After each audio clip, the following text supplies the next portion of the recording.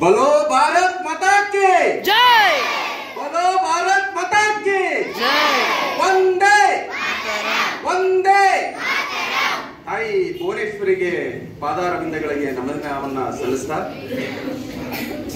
ವೇದಿಕೆ ಮೇಲೆ ಆಸೀನರಾಗಿರ್ತಕ್ಕಂತಹ ಎಲ್ಲ ಗಣ್ಯರಿಗೆ ನನ್ನ ನಮನವನ್ನು ಸಲ್ಲಿಸ್ತಾ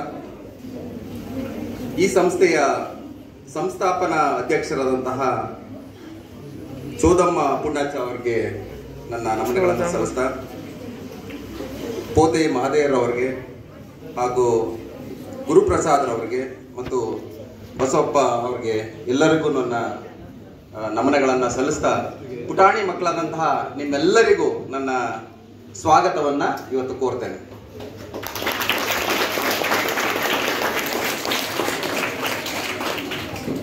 ಜನನಿ ಜನ್ಮಭೂಮಿಶ್ಚ ಸ್ವರ್ಗಾದಪಿ ಗರಿಯಸಿ ಅಂತ ಒಂದು ಸಂಸ್ಕೃತದಲ್ಲಿ ವಾಕ್ಯ ಇದೆ. ಅದರ ಅರ್ಥ ಏನಪ್ಪಾ ಅಂದ್ರೆ, ನಮ್ಮನ್ನ ಹೆತ್ತಂತಹ ತಾಯಿ ಮತ್ತು ನಮ್ಮನ್ನ ಹೊತ್ತು ನಿಂತಿರ್ತಕ್ಕಂತಹ ತಾಯಿ ಯಾರು? ಭೂತಾಯಿ ಅಲ್ವಾ? ಇವರಿಬ್ಬರ ಋಣ ಎಷ್ಟು ದೊಡ್ಡದಿದೆ ಅಂದ್ರೆ ಅದು ಸ್ವರ್ಗಕ್ಕಿಂತ ಮಿಗಿಲಾಗಿದೆ ಅಂತ ಅಲ್ವಾ? ಗೊತ್ತಾಯ್ತಾ? ಏನಕ್ಕೆ ಎಷ್ಟು ಮಿಗಿಲಾಗಿದೆ ಅಂತ ಗೊತ್ತಾ ನಿಮ್ಗೆ ಪುಟ್ಟ ಮಕ್ಕಳ? ಈಗ ಬಲೋ ಭಾರತ್ ಮಾತಾ ಕಿ ಅಂದ್ರಿ ಅಲ್ವಾ? ಮಾತೆ ಅಂದ್ರೆ ಯಾರು? ಭಾರತ್ ಮಾತಾ ತಾಯಿ ಅಲ್ವಾ? ನೀವೆಲ್ಲ ತಾಯಿ ಬಗ್ಗೆ ಪ್ರಬಂಧ ಬರ್ದಿದ್ರಿ ಅಂತ ಹೇಳಿದ್ರಲ್ವಾ? ತಾಯಿಗೆ ಮೊದಲನೇ ಸ್ಥಾನ. ಯಾವಾಗ್ಲೂ ತಾಯಿಯನ್ನ ನೆನೆಸ್ಕೋಬೇಕಲ್ವಾ? ನಾವು ಅದೇ ತರನಾಗಿ ಕರ್ನಾಟಕಕ್ಕೆ ಅಲ್ವಾ ಕೂದಾಗ ನಾವು ಭೂತಾಯಿ ಅಂತ ಹೇಳ್ತೀವಲ್ವಾ, ಪೂಜೆಯನ್ನ ಮಾಡ್ತೇವೆ. ಹಾಗೆ ತಾಯಿಗೆ ಮೊದಲನೇ ಸ್ಥಾನವನ್ನ ಕೊಟ್ಟು ನಾವು ಕಾಪಾಡ್ತೇವೆ. ನೋಡಿ, ನೀವೆಲ್ಲ ಈ ಪ್ರಕೃತಿ ಪ್ರೇಮಿಗಳು, ನೀವೆಲ್ಲರೂ ಪ್ರಕೃತಿ ಪ್ರೇಮಿಗಳು. ಹೇಗೆ ಅಲ್ವಾ? ನಾವು ಇತಿಹಾಸವನ್ನ ತೆಗೆದು ನೋಡಿದ್ರೆ ನಮ್ಮ ಪೂರ್ವಿಕರಿದ್ರಲ್ವಾ, ಅವರೆಲ್ಲ ಪೂಜೆಯನ್ನ ಮಾಡ್ತಾ ಇದ್ರು. ಯಾವ್ದ್ರ ಪೂಜೆ ಮಾಡ್ತಾ ಇದ್ರು? ಭೂತಾಯಿ, ಸೂರ್ಯ ಅಲ್ವಾ, ನಮ್ಮ ಬೆಳಕನ್ನ ಕೊಡ್ತಕ್ಕಂಥ ಚಂದ್ರ, ಮರ, ಗಿಡ, ಗಾಳಿ, ಕಾವೇರಿ. ನೋಡಿ, ಕಾವೇರಿ ನದಿ ಹರಿಯುತ್ತಲ್ವಾ, ಗಂಗೆ, ತುಂಗೆ, ಎಲ್ಲರನ್ನ ಪೂಜೆ ಮಾಡ್ತೇವೆ ಅಲ್ವಾ? ನೋಡಿ, ನೀರನ್ನ ಪೂಜೆ ಮಾಡ್ತೇವೆ, ಭೂಮಿಯನ್ನ ಪೂಜೆ ಮಾಡ್ತೇವೆ, ಮರ ಗಿಡಗಳನ್ನ ಪೂಜೆ ಮಾಡ್ತೇವೆ ಅಲ್ವಾ? ಅರಳಿ ಮರವನ್ನ ಎಷ್ಟು ಜನ ಸುತ್ತಿದ್ದೀರ? ಕೈ ಎತ್ತಿ ಅಲ್ವಾ? ನಿಮ್ಮ ಅಪ್ಪ ಅಮ್ಮ ಅರಳಿ ಮರ ಕರ್ಕೊಂಡು ಹೋಗ್ತಾರಲ್ವಾ, ಪೂಜೆ ಮಾಡ್ತೀರಲ್ಲ. ಏನು ಇದೆಲ್ಲ? ಇದೆಲ್ಲ ಪ್ರಕೃತಿ. ಏನಿದು?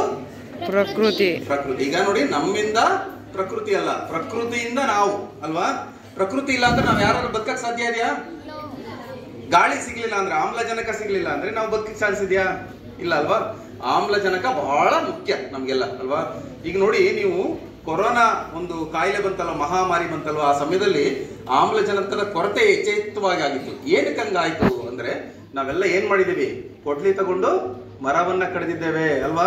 ಅದನ್ನ ಉಳಿಸ್ತಕ್ಕಂತಹ ಕೆಲಸ ಮಾಡಬೇಕು. ಹಾಗಾಗಿ ನಾವು ಪ್ರತಿ ಶಾಲೆ, ಮನೆಗಳಲ್ಲಿ ಗಿಡವನ್ನ ನೆಡಬೇಕು. ಏನು ಹಾಗಂದ್ರೆ ಸಂಕಲ್ಪ? ಮನೆಗೊಂದು ಗಿಡ ಹೇಳಿ, ಮನೆಗೊಂದು ಗಿಡ, ಊರಿಗೊಂದು ವನ. ಮನೆಗೊಂದು ಗಿಡ, ಮನೆಗೊಂದು ಗಿಡ, ಊರಿಗೊಂದು ವನ. ನೋಡಿ, ಒಂದು ಊರಲ್ಲಿ ಒಂದು ವನ ಸೃಷ್ಟಿ ಆಯ್ತು ಅಂದ್ರೆ ಆ ರಾಜ್ಯ ಏನಿರ್ತದೆ, ಆ ರಾಜ್ಯದಲ್ಲಿ ಎಲ್ಲ ಕಡೆ ವನಗಳು ಸೃಷ್ಟಿ ಆಗ್ತದೆ ಅಲ್ವಾ? ಕಾಡು ಯಥೇಚ್ಛವಾಗಿ ಬೆಳೀತದೆ. ಯಾವಾಗ ಕಾಡು ಬೆಳೀತದೋ ಯಾವಾಗ ನಾಡು ಸಮೃದ್ಧಿ ಆಗ್ತದೆ ಅಲ್ವಾ? ನೋಡಿ, ನೀವು 1 ಇಂಚು ಈ ಭೂಮಿಯನ್ನ ನೋಡಿದಿರಲ್ವಾ? ಸವಕಳಿ ಅಂತ ಕಳಿತೇವೆ, ಮಣ್ಣು ಅಲ್ವಾ? ಮಣ್ಣು ನೀವೇನು ಫಲವತ್ತಾಗಿರ್ತದಲ್ಲ, ಆ ಫಲವತ್ತಾದಂತ 1 ಇಂಚು ಮಣ್ಣು ತಯಾರಾಗ್ಲಿಕ್ಕೆ 600 ವರ್ಷ ಬೇಕು. ಎಷ್ಟು ಬೇಕು? 600 ವರ್ಷ. 600 ವರ್ಷ ಬೇಕು. ಅದನ್ನ ನೀವೇನಾದ್ರೂ ಮರ ಕಡದ್ ಬಿಟ್ರೆ ನಿಮ್ಗೆ ಅದೆಲ್ಲ ನೀರಲ್ಲಿ ಕೊಚ್ಚೋಗ್ಬಿಡ್ತದಲ್ವ ಮಣ್ಣು. ಅದು ಕೊಚ್ಚೋಗ್ಲಿಕ್ಕೆ 6 ತಿಂಗಳೇ ಸಾಕು. ನೋಡಿದ್ರ ಎಷ್ಟು ಕಷ್ಟ ಇದೆ ಅಲ್ವಾ? ನಾವು ಒಳ್ಳೆ ಮಣ್ಣನ್ನ ಉಳಿಸ್ಕೋಬೇಕು ಅಂದ್ರೆ ಮರ ಗಿಡಗಳನ್ನ ನೆಡಬೇಕು. ಈಗ ಬೆಂಗಳೂರಿನಂತಹ ಮಹಾ ಕಾಡು ಅಲ್ವಾ, ಕಾಂಕ್ರೀಟ್ ಕಾಡು ಅಂತ ಏನ್ ಕರಿತೇವೆ, ಅಲ್ಲಿ ನೀವು ಜೋರಾಗಿ ಮಳೆ ಬಂತು ಮೊನ್ನೆ ಒಂದು 15 ದಿವಸದಿಂದ ಅಲ್ವಾ? ಏನಾಯ್ತು? ಎಲ್ಲ ಕಡೆ ನೀರು ತುಂಬ್ಕೊಂಡ್ಬಿಡುತ್ತೆ. ಏನಕ್ಕೆ ಹಂಗಾಗಿದೆ ಅಂದ್ರೆ, ನಾವು ಮರಗಳನ್ನ ಕಡಿದು ಎಲ್ಲ ಮನೆಗಳನ್ನ ಕಟ್ಟಿದ್ದೇವೆ ಅಲ್ವಾ? ಆದ್ರಿಂದ ನಿಮ್ಮ ಯುವ ಪೀಳಿಗೆಯ ಒಂದು ಜವಾಬ್ದಾರಿ ಏನಪ್ಪಾ ಅಂದ್ರೆ, ನೀವೆಲ್ಲರೂ ಗಿಡಗಳನ್ನು ನೆಡಬೇಕು. ಇವತ್ತೆಲ್ಲರೂ ಒಟ್ಟಾಗಿ ಸೇರಿ ಕೆಳಗಡೆ ಒಂದು ಗಿಡ ನೆಡೋಣ. 2 ಗಿಡ ತಂದಿದ್ದೇನೆ, ನೆಡೋಣ. ನೋಡಿ, ನಿಮ್ಗೊಂದು ಸಣ್ಣ ಕತೆ ಹೇಳ್ತೇನೆ. ಏನಪ್ಪಾ ಅಂದ್ರೆ, ಒಬ್ಬ ರೈತ ಇದ್ನಂತೆ. ಅವನು ತನ್ನ ಜಮೀನಲ್ಲಿ ಕೆಲಸ ಮಾಡಬೇಕು ಅಂತ ಹೇಳಿ ಒಂದು ಬೋರ್ವೆಲ್ ಕೊರ್ಸೋಣ ಅಂತ ಹೇಳಿ ಬೋರ್ವೆಲ್ ಕೊರೆಸಲಿಕ್ಕೆ ಶುರು ಮಾಡಿದಂತೆ. 100 ಅಡಿ ಕೊರೆಸ್ದ, ನೀರ್ ಬಂದಿಲ್ಲ. 200 ಅಡಿ ಕೊರೆಸ್ದ, ನೀರ್ ಬಂದಿಲ್ಲ. 300 ಅಡಿ ಕೊರೆಸ್ದ, ನೀರೇ ಬರ್ಲಿಲ್ಲ. ಕೊನೆಗೆ ಸುಸ್ತಾಗಿ ಅಲ್ಲೇ ಪಕ್ಕದಲ್ಲಿ ಒಂದು ಮರ ಇತ್ತಂತೆ. ಆ ಮರದ ಹತ್ರ ಹೋಗಿ ನೆರಳಲ್ಲಿ ಕೂತ್ಕೊಂಡ್ಬಿಟ್ಟು, ಅಯ್ಯೋ ಸಾಕಪ್ಪ ಸಾಕು, ಏನ್ ಮಾಡಿದ್ರು ನೀರು ಬರ್ತಾ ಇಲ್ಲ ಅಂತ ಕೂತ್ಕೊಂಡಂತೆ. ಆಗ ಮರ ಹೇಳ್ತಂತೆ, ನೀನು 300 ಅಡಿ ನೀರನ್ನ ಭೂಮಿನ ಕೊರೆಯೋದ್ ಬದಲು ಬರೀ 3 ಅಡಿ ಭೂಮಿಯನ್ನ ಅಗದು ನನ್ನಂತ ಮರಗಳನ್ನ, ಒಂದು ಗಿಡಗಳನ್ನ ಒಂದು 100 ನೆಟ್ಟಿದ್ರೆ ನಾನು ನಿಮಗೆ ಮಳೆಯನ್ನ ಕೊಡಿಸ್ತಾ ಇದ್ದೆ, ಮೋಡವನ್ನ ಹಿಡಿತಾ ಇದ್ದೆ ಅಲ್ವಾ, ಪ್ರಕೃತಿಯನ್ನ ಉಳಿಸ್ತಾ ಇದ್ದೆ ಅಂತ ಮರ ಹೇಳ್ತಂತೆ. ಹಾಗಾಗಿ ಮರ ಏನಿದೆ ಅದು ನಮ್ಮ ಗಿಡಗಳು, ಮರಗಳು ಏನಿದೆ ನಮ್ಗೆ ಆಮ್ಲಜನಕವನ್ನ ಕೊಡ್ತದೆ. ಮತ್ತೆ ನೋಡಿ, ನೀವು ಹುಟ್ಟದಾಗಿನಿಂದ ಸಾಯೋ ತನಕ ಮರದ ಮೇಲೆ ನಾವು ನಿಂತಿದ್ದೇವೆ. ಗೊತ್ತಿದೆ ನಿಮ್ಗೆ ಹೇಗೆ ಅಂತ? ಹುಟ್ಟದಾಗ ಏನಾಗ್ತೇವೆ ನಾವು ತೊಟ್ಲಿಗೆ ಹಾಕ್ತಾರೆ. ತೊಟ್ಟಲು ಮಾಡೋದು ಯಾವುದು? ಮರದಿಂದ ಮಾಡ್ತಾರಲ್ವಾ. ಆದ್ಮೇಲೆ ನೀವು ಏನ್ ಮಾಡ್ತೀರಾ? ಪುಸ್ತಕ ಓದ್ತಿರಲ್ವಾ, ಪುಸ್ತಕ ಪೇಪರ್ ಇರುತ್ತಲ್ಲ, ಅದನ್ನ ಮಾಡೋದು ಯಾವುದು? ಮರದಿಂದ ಮಾಡ್ತಾರಲ್ವಾ, ಎಲೆಗಳಿಂದ, ಮತ್ತೆ ತೊಟ್ಟೆಯಿಂದ ಮಾಡ್ತಾರಲ್ವಾ. ಅದೇ ನಂತರ ಈಗ ಈ ಶಾಲೆ ಕಟ್ಟಿದ್ದಾರೆ, ಶಾಲೆಯಲ್ಲಿ ಬಾಗಿಲುಗಳಿದೆ, ಕಿಟಕಿಗಳಿದೆ ಅಲ್ವಾ, ಅದನ್ನೆಲ್ಲ ಮಾಡೋದು ಯಾವ್ದ್ರಲ್ಲಿ? ಮರದಿಂದ ಅಲ್ವಾ. ನಾವು ಓಡಾಡ್ಲಿಕ್ಕೆ ಮಲ್ಕಂತಹ ಮಂಚ, ಕೂತ್ಕೊಳ್ತಕ್ಕಂತಹ ಟೇಬಲ್, ನೀವು ಕೂತಿರತಕ್ಕಂತಹ ಚೇರು ಎಲ್ಲವೂ ಮರದಿಂದ ಬಂದಿದೆ ಅಲ್ವಾ. ಇದು ನಮ್ ಜವಾಬ್ದಾರಿ ತಾನೆ. ನಾವು ಸತ್ತಾಗ ಸುಡ್ಲಿಕ್ಕೆ ಬೇಕಾಗ್ತದ್ದು ಕೂಡ ಮರದಿಂದಲೇ. ಹಾಗಾಗಿ ಮರಗಳನ್ನ ನಾವು ಉಳಿಸ್ತಕ್ಕಂತಹ ಕೆಲಸವನ್ನ ಮಾಡ್ಬೇಕು. ಗೊತ್ತಾಯ್ತಾ? ಈಗ ನೋಡಿ, ನಿಮ್ಗೆ ಇನ್ನೊಂದು ವಿಷಯ ಹೇಳ್ತೇನೆ. ಈಗ ಪ್ರತಿ ಒಂದು ನಮ್ಮ ದೇಶದಲ್ಲಿ ಒಂದು ಹಿರಿಯರು ಏನ್ ಮಾಡಿದ್ದಾರೆ, ಒಂದು ಒಳ್ಳೆ ಉದ್ದೇಶಕ್ಕೋಸ್ಕರ ಮಾಡಿದ್ದಾರೆ. ಏನ್ ಮಾಡಿದ್ದಾರೆ? ನಿಮಗೊಂದು ಹಬ್ಬ ಇರ್ಬೋದು, ರಾಖಿ ಹಬ್ಬ. ಎಷ್ಟು ಜನ ಮಾಡ್ತೀರಾ ರಾಖಿ ಹಬ್ಬ? ಕೈ ಎತ್ತಿ ಇಲ್ಲಿ ನೋಡಿದ್ರೆ. ಎಲ್ಲರೂ ರಾಖಿ ಹಬ್ಬ ಮಾಡ್ತೀರಲ್ವಾ. ಏನ್ ಮಾಡ್ತೀರಾ ನೀವು? ಹೆಣ್ಮಕ್ಳಿದ್ದವರು ಅಣ್ಣಂದಿರಿಗೆ ರಾಖಿಯನ್ನ ಕಟ್ತೀರಿ, ದಾರವನ್ನ ಕಟ್ತೀರಿ ಅಲ್ವಾ. ಏನಕ್ಕಾಗಿ ಕಟ್ತೀರಿ ಅಂದ್ರೆ, ನಮಗೋಸ್ಕರ ನಮ್ಮ ಅಣ್ಣ ನಮ್ಮನ್ನ ಕಾಪಾಡ್ತಾನೆ ಅಂತ ಕಟ್ತೀರ ಅಲ್ವಾ. ಅದೇ ರೀತಿಯಾಗಿ ನೀವು ಇನ್ನೂ ಒಂದು ಹಬ್ಬ ಮಾಡ್ಬೇಕಾಗಿದೆ. ಅವತ್ತು ರಕ್ಷಾ ಬಂಧನ ಅಂತ ಏನ್ ಮಾಡ್ತೀರಲ್ವಾ, ಅದೇ ತರ ನೀವು ಮರಗಳ ರಕ್ಷಣೆಯನ್ನ ಮಾಡ್ತಕ್ಕಂಥ ಹಬ್ಬ ಮಾಡ್ಬೇಕು. ಯಾವ್ದಾದ್ರು ಒಂದು ದಾರಿಯಲ್ಲಿ ಹೋಗ್ತಾ ಇರ್ತೀರಾ, ಮರ ಕಾಣುತ್ತೆ ನಿಮ್ಗೆ ಅದಲ್ವಾ, ಅದಕ್ಕೆ ದನ ಕರು ತಿನ್ಬಿಡುತ್ತೆ ಅಂದ್ರೆ ನೀವೇನ್ ಮಾಡ್ಬೇಕು? ಮುಳ್ಳಿನ ರಕ್ಷಣೆಯನ್ನ ಕೊಡ್ಬೇಕು ಅಲ್ವಾ. ಬೇಸಿಗೆಗಾಲದಲ್ಲಿ ಏನ್ ಮಾಡ್ಬೇಕು?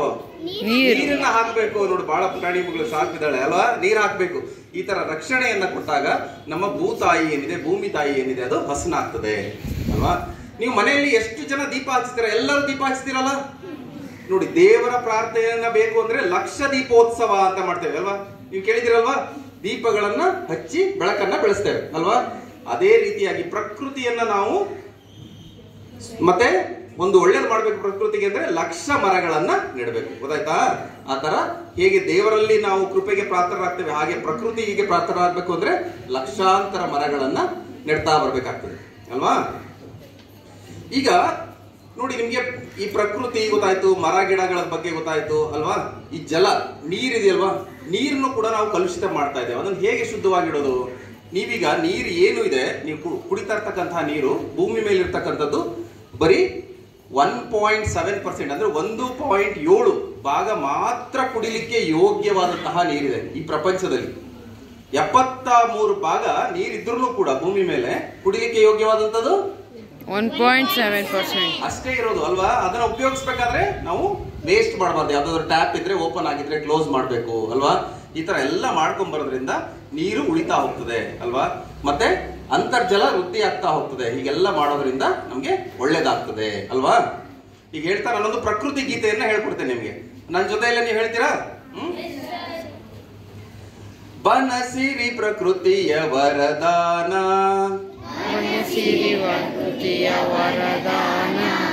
ಸಂಪನ್ಮೂಲದ ಉಗ್ರಾಣ, ಬನಸಿರಿ ಪ್ರಕೃತಿಯ ವರದಾನ,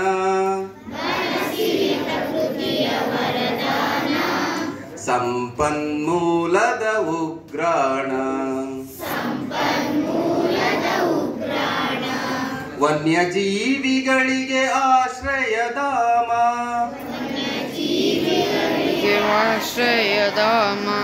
ಗಿಡಮೂಲಿಕೆಗಳ ರಸತಾಣ, ಗಿಡಮೂಲಿಕೆಗಳ ರಸತಾಣ, ರಸತಾಣ, ರಸತಾಣ, ರಸತಾಣ.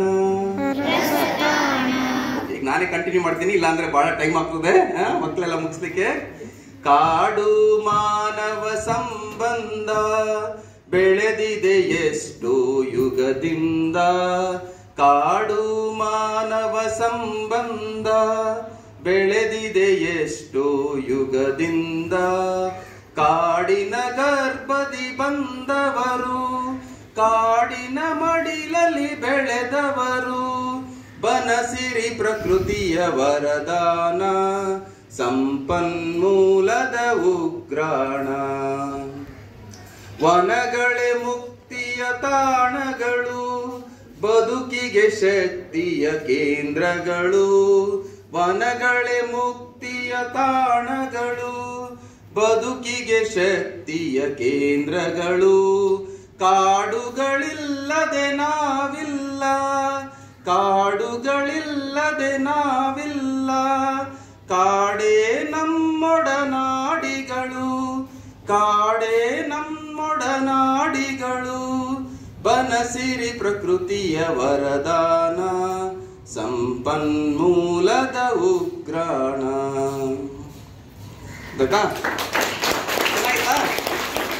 ನೋಡಿ, ಈಗ ನಿಮ್ಮ ಶಾಲೆಯಲ್ಲಿ ಅಂದ್ರೆ ನಿಮ್ಮ ಸ್ಕೂಲ್ ಇದೆಯಲ್ಲ, ಇದರಲ್ಲಿ ಒಂದೆರಡು ಪುಸ್ತಕವನ್ನು ತಂದಿಟ್ಟಿದ್ದೇನೆ ಇವ್ರ ಲೈಬ್ರರಿ ಹತ್ರ.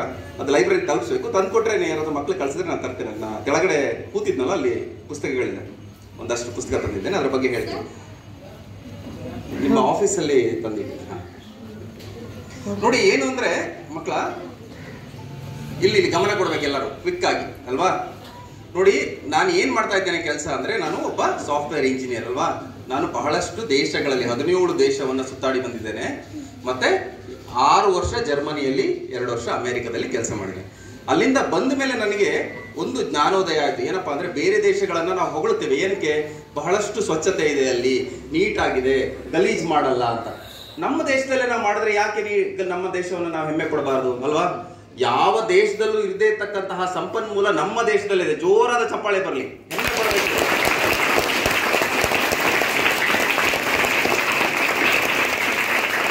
ನೋಡಿ, ಚಿನ್ನವನ್ನ ಕೊಡ್ತಕ್ಕಂತಹ ನಾಡು ಕರುನಾಡು ನಾಡು ಅಲ್ವಾ.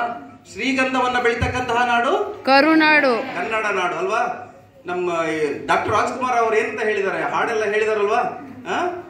ಜೀವನದಲ್ಲಿ ಎಲ್ಲರೂ ನೀವು ಸುತ್ತಾಡಿ ಎಲ್ಲಾದ್ರೂ ನೋಡಿ ಕನ್ನಡವನ್ನ ಪ್ರೇರೇಪಿಸಿಂತಲ್ಲ. ಇಂತಹ ಶ್ರೀಗಂಧದ ಗಿಡ ಎಲ್ಲಿ ಬೆಳೀತದೆ ಅಂದ್ರೆ ಕರ್ನಾಟಕದಲ್ಲಿ ಬೆಳೀತದೆ ಅಲ್ವಾ.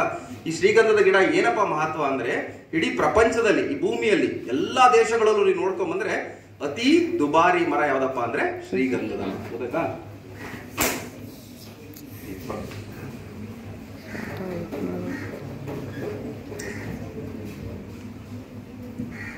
ನೋಡಿ, ಕನ್ನಡ ನಾಡು ಶ್ರೀಗಂಧದ ಬೀಡು ಅಂತ ಹೇಳಿ ಒಂದು ಪುಸ್ತಕವನ್ನ ಬರೆದಿದ್ದೇನೆ. ಇದರಲ್ಲಿ ಏನಿದೆಯಪ್ಪ ಅಂದ್ರೆ, ಶ್ರೀಗಂಧದ ಗಿಡವನ್ನ ಹೇಗೆ ಬೆಳೆಸ್ತಕ್ಕಂಥದ್ದು, ಅದನ್ನ ಹೇಗೆ ಉಳಿಸ್ತಕ್ಕಂಥದ್ದು. 1 ಲೀಟರ್ನ ಬೆಲೆ ಶ್ರೀಗಂಧದ ಎಣ್ಣೆಗೆ 5 ಲಕ್ಷ ರೂಪಾಯಿ ಇದೆ. ಒಂದು ಮರವನ್ನ 64 ಲಕ್ಷಕ್ಕೆ ಮಾರಿದ್ದಾರೆ. 18 ರಿಂದ 20 ವರ್ಷ ಒಳ್ಳೆ ಬಲ್ತಂತಹ ಮರಗಳಿರುತ್ತದೆ, ಅದು ಕಟಾವಿಗೆ ಬರ್ತದೆ. ಅಂತಹ ಕಟಾವಿಗೆ ಬಂದಂತಹ ಒಂದು 40-50 ವರ್ಷದ ಮರವನ್ನ 64 ಲಕ್ಷಕ್ಕೆ ಉಳಿಸಿದ್ದಾರೆ. ನಿಮ್ಮ ಮೈಸೂರು ಏನಿದೆ, ಇದು ಮೈಸೂರಲ್ಲಿ ಇದಿರಲ್ಲ ನೀವೆಲ್ಲ, ನೀವು ಹೆಮ್ಮೆ ಪಡಬೇಕು. ಯಾಕೆಂದ್ರೆ ಮೈಸೂರು ರಾಜ್ಯದಲ್ಲಿ ಅತಿ ಚೆನ್ನಾಗಿ ಶ್ರೀಗಂಧದ ಗಿಡ ಬೆಳೀತದೆ. ನೋಡಿದಿರಾ ಶ್ರೀಗಂಧದ ಗಿಡ ಯಾರಾದ್ರೂ ಎಲ್ಲ ನೋಡಿದಿರಾ? ನಿಮ್ಮ ಹೊಲಗಳಲ್ಲಿ, ಬದುಗಳಲ್ಲಿ ಎಲ್ಲ ಬೆಳೀತದಲ್ವಾ. ಅದು ನಮ್ಮ ಕರ್ನಾಟಕದ ಹೆಮ್ಮೆ. ಇದು ನಮ್ಮ ಕರ್ನಾಟಕದ ಮರ ಕೂಡ, ಶ್ರೀಗಂಧದ ಮರ. ಗೊತ್ತಾಯ್ತಾ? ಇಂತಹ ಮರವನ್ನ ಉಳಿಸ್ತಕ್ಕಂತಹ ಕೆಲಸ ಮಾಡಬೇಕು. ಇದರಿಂದ ಬಹಳಷ್ಟು ಔಷಧೀಯ ಗುಣಗಳಿದೆ ಇದರಲ್ಲಿ. ನಾವು ತಿಲಕವನ್ನ ಇಟ್ಕೊಂತೇವಲ್ವಾ, ನಿಮಗೆ ಗೊತ್ತಿದೆಯಲ್ವಾ, ಶಾಂತಿಯ ಸಂಕೇತ. ಅದು ನಿಮ್ಮನ್ನ ತಾಳ್ಮೆಯಿಂದ ಇರ್ಲಿಕ್ಕೆ ಪ್ರೇರೇಪಿಸ್ತದೆ. ಅದೇ ರೀತಿಯಾಗಿ ನಮ್ಮ ಮಧುರಾ ಅವರು, ನಮ್ಮ ವೈಫ್ ಮಧುರಾ ಅವರು ಪುಟಾಣಿ ಮಕ್ಕಳ ನೀತಿ ಕಥೆಗಳು ಅಂತ ಪುಸ್ತಕ ಬರ್ತಾರೆ. ನಿಮಗೋಸ್ಕರ ಬರೆದಿರತಕ್ಕಂಥದ್ದು, ನಿಮ್ಮ ಲೈಬ್ರರಿ ಕೊಡ್ತೇವೆ, ನೀವು ಓದು ನೋಡ್ಕೊಳ್ಳಿ ಆಯ್ತಾ ಅಂತ ಹೇಳ್ತಾ ನನ್ನ 2 ಮಾತನ್ನ ಮುಗಿಸ್ತೇನೆ.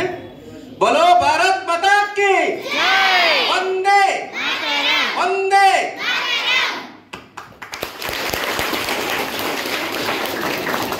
ಬಹುಮುಖ್ಯವಾದಂತಹ ಒಂದು ಅಂಗ. ಹಾಗೆ ಪರಿಸರವನ್ನು ಕಾಪಾಡ್ತಕ್ಕಂಥದ್ದು ವಿದ್ಯಾರ್ಥಿಗಳ ಬದುಕಿನಲ್ಲಿ ಬಹಳ ಅವಶ್ಯಕತೆ ಹಾಗೂ ಅದರ ಬದುಕಿಗೆ ಬೇಕಾದಂಥ ಒಂದು ಮಹತ್ವರವಾದಂಥ ಒಂದು ವಸ್ತು ಅಂತಕ್ಕಂಥದ್ದನ್ನು ಹೇಳ್ತಾ, ಪರಿಸರದ ಬಗ್ಗೆ, ಪರಿಸರವನ್ನು ಬೆಳೆಸುವುದರ ಬಗ್ಗೆ, ಪರಿಸರದ ಜಾಗೃತಿಯ ಬಗ್ಗೆ ಮಾತನಾಡಿದಂತಹ ನಿಮ್ಮೆಲ್ಲರ ಅದ್ಭುತ ಪರಿಸರ ಪ್ರೇಮಿಗಳಾದಂತಹ ಶ್ರೀಯುತ ಚಂದ್ರಶೇಖರ್ ಸರ್ ಅವರಿಗೆ ತುಂಬುರಿದಾದಂಥ ಅಭಿನಂದನೆಗಳು ಸರ್. ಏಕೆಂದರೆ ಇವತ್ತಿನ ಕಾಲದ ಮಕ್ಕಳಲ್ಲಿ ದೂರವಾಣಿಗಳು, ಮೊಬೈಲ್ನ ಬಳಕೆಯಿಂದ ಪರಿಸರವನ್ನು ಮರೆತು ಬಿಟ್ಟಿದ್ದಾರೆ. ಅಂಥವರಿಗೆ ಒಂದು ಹಾಡಿನ ಮೂಲಕ ಪರಿಸರದ ಒಂದು ಸೌಮ್ಯತೆ ಮತ್ತು ಪ್ರಕಾಶತೆಗಳನ್ನು ತಿಳಿಸ್ಕೊಟ್ಟಿದ್ದೀರಿ. ಯಾಕೆಂದರೆ ಇವತ್ತು ನಾವು ಅಂತಹ ಪರಿಸರ ಪ್ರೇಮಿಗಳ ಇವರ ಸಾಲಿನಲ್ಲೇ ಮತ್ತೊಬ್ಬರು ನಾವು ನೆನಪಿಸಿಕೊಳ್ಬೇಕಾಗತ್ತೆ ಮಕ್ಕಳೇ. ಯಾರು ಅವರು ಅಂತಂದರೆ ನಿಮ್ಮೆಲ್ಲರ ಅಜ್ಜಿ ತಿಮ್ಮಕ್ಕ.